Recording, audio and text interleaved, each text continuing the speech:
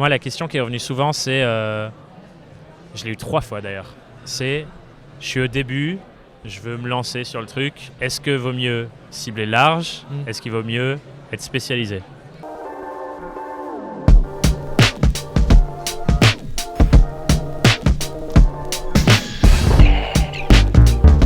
Pour le contexte de la vidéo, nous sommes au salon SME, donc le salon de la micro-entreprise et des créateurs d'entreprises. On a un stand très stylé avec plein de potes pour rencontrer nos communautés, discuter indépendance, entrepreneuriat. Ouais. Et on a eu plein de conversations hyper cool depuis ce matin.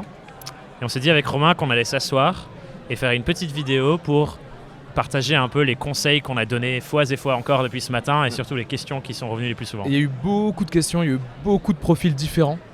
Surtout des gens qui sont très très à l'aise avec le concept de contenu par exemple, et des gens qui sont pas du tout à l'aise avec tout notre petit univers qui est pour nous juste normal. Ouais, c'est clair, c'est drôle. Donc on s'est dit que ça peut être bien, un petit contenu où on parle un peu de ça, de ce qu'on a vu. Et t'as eu une question qui est revenue plusieurs fois, toi ? Moi j'en ai eu une qui est revenue plusieurs fois, mais je suis curieux de toi. Est-ce que t'as... Écoute, non, moi j'ai eu pas mal de questions différentes à vrai dire.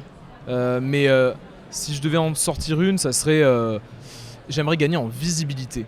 Le mot visibilité est venu assez régulièrement et les gens mettaient derrière le mot visibilité pas mal de trucs différents quoi. Oui.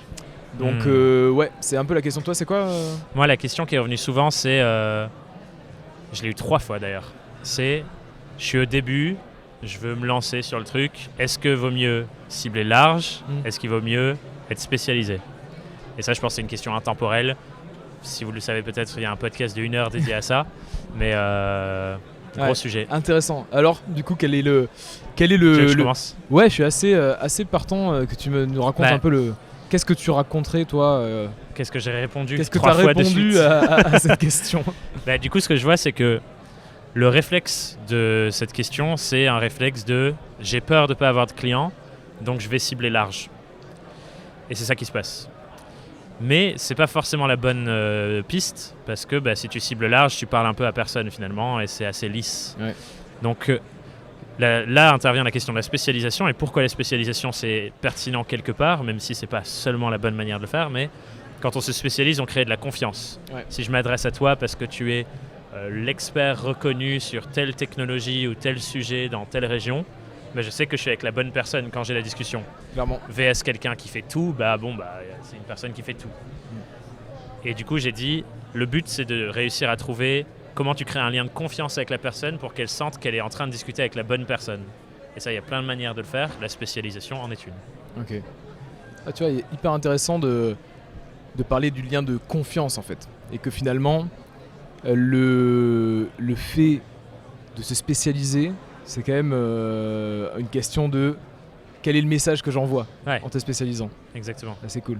Et c'est pas ça la finalité, effectivement. Parce que beaucoup de gens se disent il faut se spécialiser sans expliquer le truc derrière. Tu vois, c'est le conseil qu'on ressent, qu'on reçoit tout le temps. En fait, je pense qu'on peut regarder n'importe quel de truc entrepreneur en ligne et le conseil, c'est il faut te nicher, il faut te spécialiser. Ouais. Mais il n'y a pas la réflexion qui va plus loin de en fait pourquoi c'est pertinent. Et est-ce qu'on peut faire autrement pour recréer les mêmes résultats mais par une autre stratégie ? Et la réponse, à mon sens, c'est oui.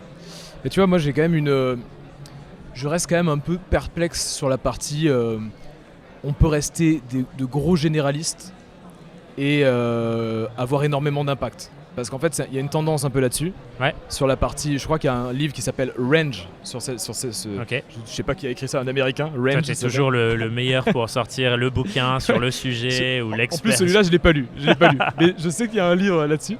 Et en fait, ce livre-là, il te dit c'est les généralistes qui gagnent à la fin, grosso modo. Ah, c'est drôle. Et je me dis, je vois où il veut en venir, dans le sens où, quand tu es généraliste, un peu comme... on parlait d'ailleurs avec quelqu'un de ta communauté aujourd'hui là, qui est venu sur le stand de multipotentiel. Ouais. Elle est allée voir une conférence au salon sur les multipotentiels. Okay. Et elle me disait, mais en fait, moi je me suis rendu compte que j'étais une multipotentielle, etc.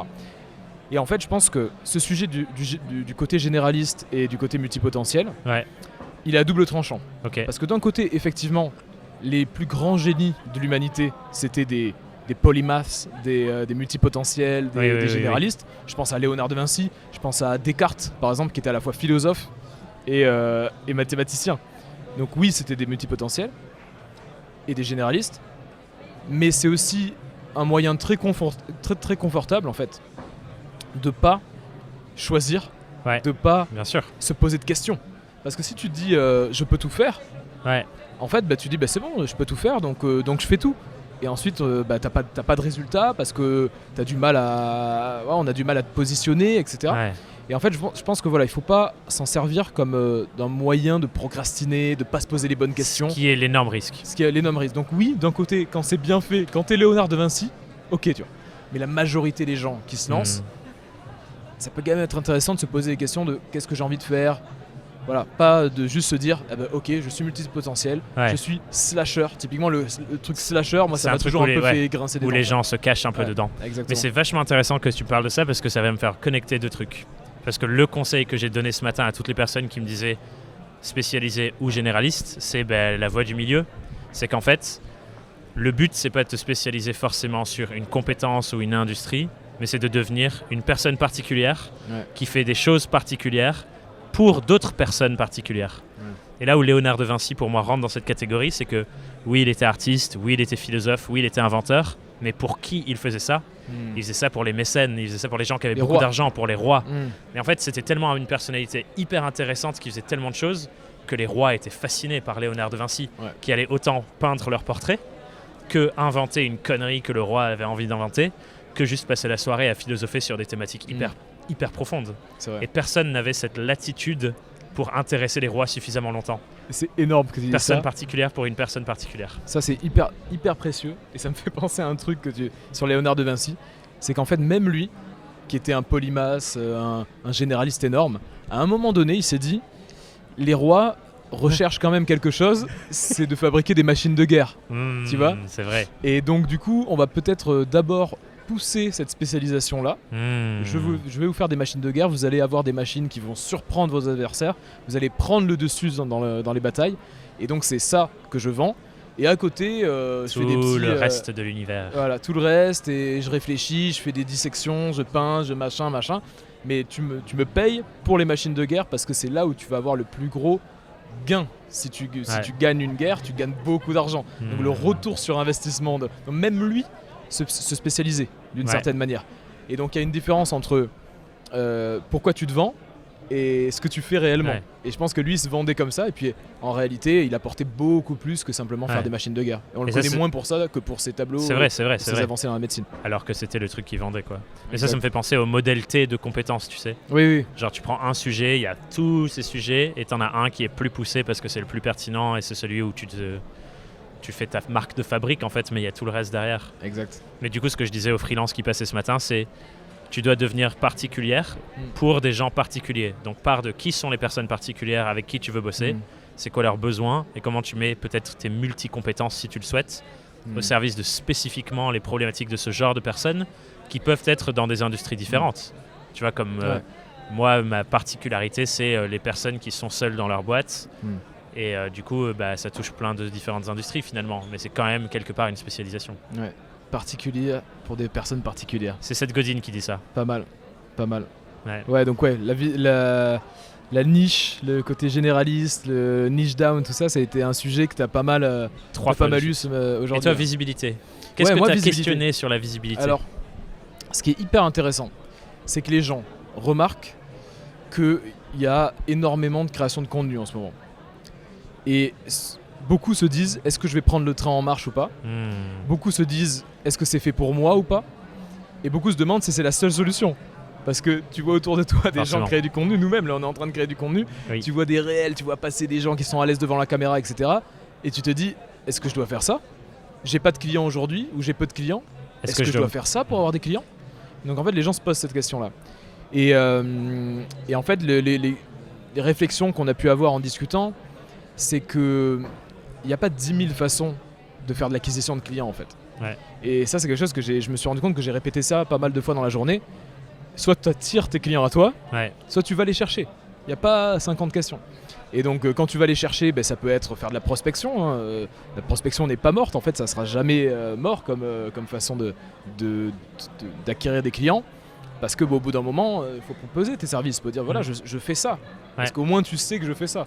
Et si tu veux pas acheter maintenant, au moins tu sais que j'existe. Donc la prospection est bien pour ça. Il y a le fait de faire du networking. Donc d'échanger, de faire Comme ce partie qui se passe beaucoup ici ce qui se finalement. passe ici, ce qui se passe dans Inside Freelancing, le fait de rencontrer des gens. Ouais. Voilà. Ça, c'est aller chercher tes clients. Et puis il y a le côté, j'attire mes clients à moi. Et là, il n'y a pas 10 000 solutions non plus. Ouais. Soit tu fais de la pub, Oui. hyper sous-estimée en francophonie, alors que les Américains Ah balancent oui, des... Tu vois ce que je veux énormes dire, chèques. énorme chèque pour la pub. Et puis surtout, si tu veux attirer tes clients, stratégie de contenu. Et là, les gens voient de la vidéo et se disent, moi je sais pas faire de la vidéo, je sais pas m'exprimer en face d'une caméra. L'audio, ça me paraît technique ou ça me paraît machin.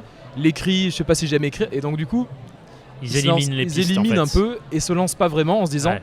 de toute façon c'est pas pour moi. Et je pense qu'en fait il faut désacraliser un petit peu la création de contenu. Et ce que j'adore, et je sais qu'on partage la même vision là-dessus, ce que nous dit notre ami Gary Vaynerchuk, il Le nous dit fameux.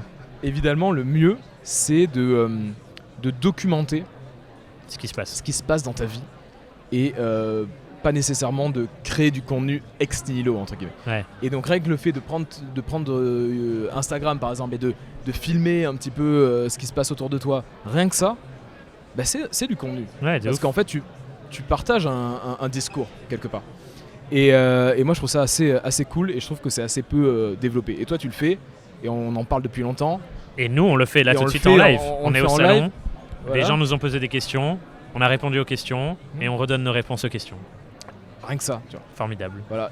Et franchement, pour faire la vidéo qu'on est en train de tourner aujourd'hui, là, on a échangé exactement 40 secondes avant. Oui. On se dit, ok, on dit quoi? Mais en fait, on voulait juste créer. Ouais. On voulait créer un truc.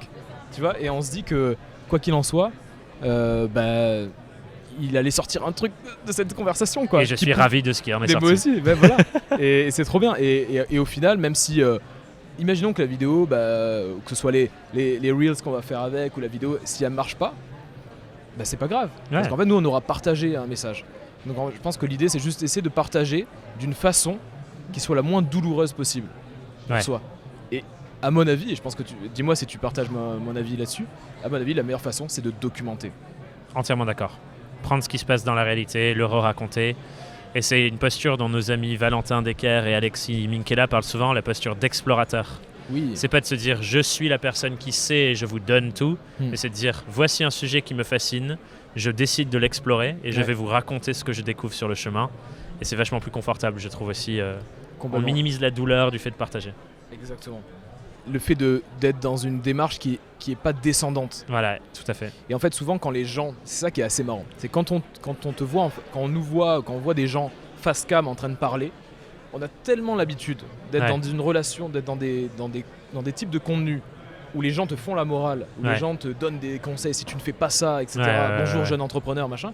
Qu'en fait, on a, sans même écouter ce que dit la personne, rien que le fait d'être en face cam, de voir une face cam, on peut avoir l'impression que c'est un peu agressif ou quoi Ouais. que ce soit. Et donc on se dit, moi j'ai pas envie de faire ça parce que moi je ne suis pas quelqu'un comme ça. Alors qu'en réalité, si tu te mets dans une démarche qui est, comme tu dis, d'explorateur, ça marche bien et Grave.